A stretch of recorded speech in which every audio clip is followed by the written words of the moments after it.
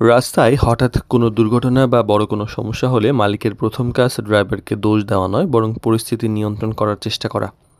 এই জরুরি মুহূর্তে মালিকের একটা ভুল সিদ্ধান্ত সমস্যাকে আরও বড় করে ফেলতে পারে। তাই কি করবেন? তো রাস্তায় দুর্ঘটনায় গাড়ি নষ্ট হওয়া, যাত্রীর অসুস্থতা বা অন্য কোনো পরিস্থিতি হঠাৎ তৈরি হইতেই পারে। তখন আতঙ্কিত না হয়ে বরং নিরাপত্তা, যোগাযোগ এবং সঠিক সিদ্ধান্ত, এই তিনটা বিষয়কে অগ্রাধিকার দিতে হবে।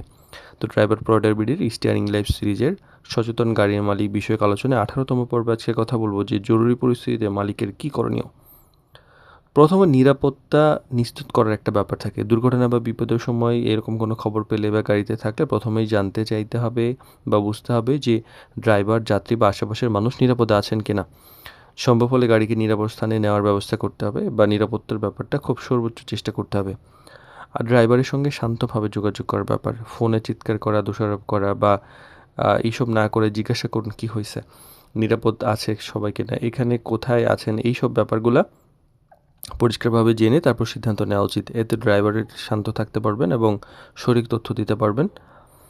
আর পরিস্থিতি অনুযায়ী দ্রুত সিদ্ধান্ত বা সহযোগিতা নেওয়া উচিত। যে গাড়ি নষ্ট হলে প্রয়োজনীয় মেকানিক বা সহায়তা পাঠানোর ব্যাপার, আহত হলে চিকিৎসা করার ব্যাপার, যে ধরনের সহযোগিতা দরকার সেটা দ্রুত পরিষ্কার করা উচিত। জরুরি সময়ে মালিকের সহযোগিতা অনেক গুরুত্বপূর্ণ। আর তথ্য যাচাই না করে সিদ্ধান্ত নেওয়া উচিত না। দুর্ঘটনা বা কোনো অভিযোগের ক্ষেত্রে এক পক্ষের কথা শুনেই ড্রাইভারকে দোষী করবেন না। আগে পরিস্থিতি বুঝুন, প্রয়োজনীয় তথ্য সংগ্রহ করুন, তারপর সিদ্ধান্ত নিন। আর জরুরি পরিস্থিতির পরও ড্রাইভারের পাশে থাকা উচিত। সমস্যা শেষ হওয়ার পর ঘটনা নিয়ে আলোচনা করুন, বরং কিভাবে ঘটেছে, ভবিষ্যতে কিভাবে এইটা এড়ানো যায়, এই ধরনের আলোচনা। শুধু দোষ খোঁজা নয়, বরং সমাধানের পথ বের করাই কিন্তু সবচেয়ে বড় লক্ষ্য। আর জরুরি মুহূর্তে একজন সচেতন মালিকের প্রথম পরিচয় হলো তিনি আতঙ্ক ছড়ান না, পরিস্থিতি সামলান, নিরাপত্তাকে অগ্রাধিকার দেন এবং ড্রাইভারের সঙ্গে যোগাযোগ রাখেন। এই তথ্যগুলাই কিন্তু একজন সচেতন ড্রাইভারের পরিচয় প্রকাশ করে।